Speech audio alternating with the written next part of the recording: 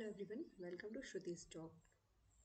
जैसा कि आप सभी को पता है कि मैं हर बार न्यू जॉब अपडेट लेके कुछ ना कुछ आप लोग के लिए एजुकेशनल इन्फॉर्मेशन लेकर आती हूँ। तो एक बार मैं फिर से आ गई हूँ। बहुत से लोगों की रिक्वायरमेंट आ रही थी कि मैम गवर्नमेंट जॉब के एग्ज़ाम प्रिपरेशन कैसे करें। बहुत से लोगों ने मुझे ईमेल किया, तो फिर मैंने सोचा कि चलो एक वीडियो मतलब मैं तुमको बेसिक स्ट्रेटजी है जो मैं बता देती हूँ कि कैसे अगर आप बिगनर हो एग्ज़ाम की प्रिपरेशन करना चाहते हो तो आप कैसे करोगे। सो देखिए क्या है। तो आप क्या, चलो स्टार्ट करते हैं। How to start your government exam preparation from zero. ठीक है, तो यहाँ पे देखिए, यहाँ पे क्या लिखा है इन्होंने।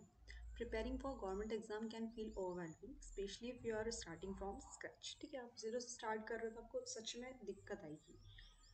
With the right strategy and dedication, you can crack even the toughest exam. In this guide, we will cover step by step how to start your preparation from zero and build a strong foundation. ठीक है, तो आज मैं आप लोग को बताऊंगी कि आप जीरो से स्टार्ट करके स्टेप बाय स्टेप प्रोसेस करके आप कैसे आपके गोल तक पहुंच सकते हैं। फर्स्ट ऑफ ऑल हमें क्या करना है कि हमें अंडरस्टैंडिंग होनी चाहिए। सबसे पहले हमें समझना है अंडरस्टैंडिंग द एग्जाम पैटर्न। ठीक है, research the syllabus and exam pattern of your target exam. आप जो भी एग्जाम को टारगेट करो सबसे पहले उसके सिलेबस के बारे में पता करो। ठीक है, उसके बाद में ये पता करो कि उसका एग्जाम पैटर्न कैसा आ रहा है। Understand the making scheme and selection process. ठीक है, तो आपको पता करना है कि किस तरीके से इसमें सिलेक्शन होता है, किस तरीके से मार्किंग स्कीम होती है इसकी, एंड जो आपको हेल्प करेगा एक इफेक्टिव प्लानिंग स्टडी प्लानिंग को बनाने में। ठीक है, तो आप इससे एक अच्छी स्ट्रेटेजी को बिल्ड कर पाओगे। इसके बाद में हमको क्या करना है, गैदर स्टडी मटेरियल। आपको आप जो भी एग्जाम का प्रिपरेशन कर रहे हो उससे रिलेटेड आपको जितना भी कंटेंट मिल सकता है आप उसे कलेक्ट कर लिए। उससे रिलेटेड बुक्स ले लो, ऑनलाइन कोर्सेज ले लो, प्रीवियस ईयर्स के पेपर तो मस्ट है उन्हें ले लो, एनसीईआरटी की बुक्स ले लो। ठीक है, एंड स्पेशली आप यूट्यूब का यूज़ कर सकते हो, mobile apps, online mock test and additional practice. ठीक है, तो ये सब आप गैदर कर लो अपने पास।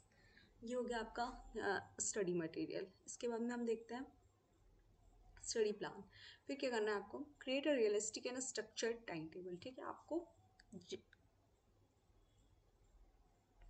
क्या करना है, एक टाइम टेबल बनाना है। ठीक है, कि और आपको उसको जेन्युइनली फॉलो करना है, लाइक कि हाँ आप बस बना लिया और कर नहीं रहा है, तो ऐसा नहीं होना चाहिए। आपको एक टाइम टेबल बनाना है, उससे अच्छे से फॉलो करना है। Allocate time for each subject and focus on weaker areas. ठीक है, अब आप कोई एग्ज़ाम की प्रिपरेशन कर रहे हो, लाइक आप बैंक की एग्ज़ाम की प्रिपरेशन कर रहे हो, तो आपने देखा सबको थोड़ा थोड़ा टाइम दे दो कि इतने घंटे मुझे इंग्लिश पढ़नी है, इतने घंटे मुझे रीजनिंग पढ़नी है, इतने घंटे मुझे मैथ्स पढ़नी है। ठीक है, उसके बाद में आप ये देखो कि यार आपका सब्जेक्ट कौन सा वीक है। अगर आपका मैथ्स वीक है तो आप उस पर थोड़ा टाइम ज़्यादा दो। ठीक है, और इसमें आपका क्या होना चाहिए कि डेली आपको रिवीजन करना है। बिना रिवीजन के आप क्या होगा, आप पढ़ते जाओगे सिलेबस कवर कर रहे हो, पर आप फिर भूल जाओगे लास्ट मोमेंट पे। आपको मतलब ये रियलाइज़ होगा कि भाई सबसे पहले हमने क्या पढ़ा था। तो इसके लिए ना आपको डेली रिवीजन बहुत ज़रूरी है। आपको मॉक टेस्ट लगाते रहने हैं, करंट अफेयर्स पे ध्यान देते रहना है, क्योंकि हर एग्ज़ाम में करंट अफेयर पूछता ही है। इसके बाद में क्या करना है आपको, build strong basics. Strengthen your foundation in your core subject like mathematics, reasoning, English, and general knowledge. Clear concept before moving to advanced topics. Focus on conceptual understanding rather than memorization. आपको रटने पे focus नहीं करना है, आपको focus करना है आपकी कंसेप्ट पे।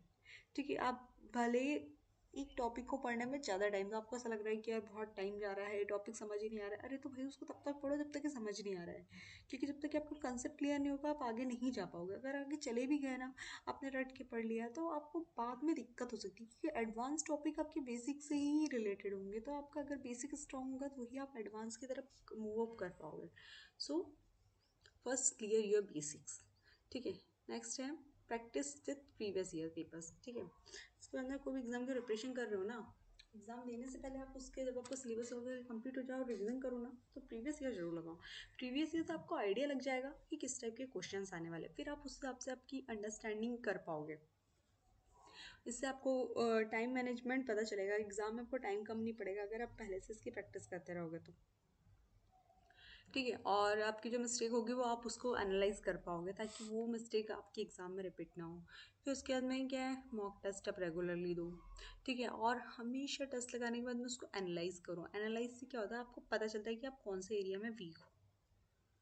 ठीक है, फिर उसके बाद में स्टे कंसिस्टेंट एंड मोटिवेटेड। हमेशा भी डीमोटिवेट नहीं होना है, लाइक कि यार इतने पढ़ रहे हैं शायद मेरा नहीं होगा, इतना कट ऑफ जा रहा है, ये वो हम ये सब देख के बहुत डीमोटिवेट हो जाते हैं। तो हमें डीमोटिवेट नहीं होना है, हमें कंसिस्टेंसी हमारी मेंटेन रखना है कि भाई ठीक है, मैं मेरी तरफ से मेहनत कर रहा हूँ ना, हो जाएगा मेरा।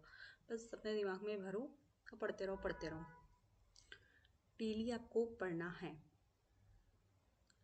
ठीक है, आपको आपके छोटे छोटे गोल सेलिब्रेट करने चाहिए, लेकिन लाइक कि मेरे को आज मैथ्स का ये वाला टॉपिक पढ़ना है, समझना है, और अगर तुम वो पढ़ लो समझ लो तो तुम्हें उस चीज़ के लिए खुश होना है कि हाँ मेरे को इतना आ गया। तो इससे तुम्हारा मोटिवेशन बढ़ेगा, लाइक फिर तुम और मतलब जो डिफ़िकल्ट टॉपिक्स है उनको भी तुम अपने अंदर से तुम्हारे में ये आएगा कि यार मैंने ये कर लिया है तो मैं ये भी कर लूँगा। ठीक है, आपको डिस्ट्रैक्शन अवॉइड करना है और डिसिप्लिन को मेंटेन करना है। Stay update with current affairs. ठीक है, आपको अपडेटेड रहना है करेंट अफेयर्स से, क्योंकि अधिकतर गवर्नमेंट एग्जाम्स में ये पूछा ही जाता है।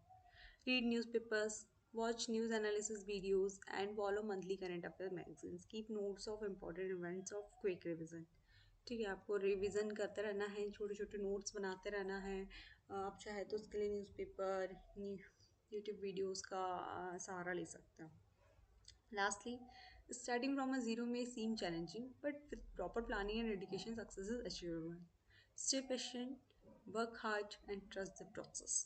Success comes to those who are consistent and determined. ठीक है,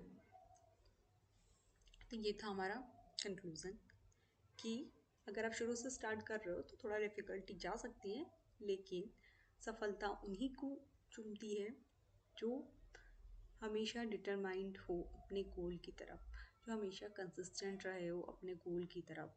ठीक है, आपको शांति बनाए रखना है, क्योंकि ऐसा होता है कि भाई नहीं हो रहा है नहीं हो रहा है, चलो एक बार नहीं हुआ पर दूसरी बार में होगा, क्योंकि आपने कहीं मिस्टेक करी। तो उस मिस्टेक को देखो कि भाई कहाँ से किस वजह से मेरे नंबर कम आए, फिर तुम उसको पढ़ो तो तुम्हारा होगा। ठीक है, वर्क हार्ड करना पड़ेगा और जो हो रहा है उस पर विश्वास करना ही पड़ेगा। तभी आप एक अच्छे गोल को अचीव कर पाओगे, तभी आप एक अच्छी गवर्नमेंट को जॉब को ले पाओगे। So wish you all the very best जिसका भी एग्ज़ाम हो। अगर आपको ये वीडियो पसंद आता है तो इसे लाइक एंड सब्सक्राइब करें, आपके फ्रेंड्स को के साथ शेयर करें जो लोग डीमोटिवेट हो रहे हैं एग्ज़ाम की प्रिपरेशन करते हुए, तो ये उनके लिए शायद बहुत हेल्पफुल हो। Okay bye.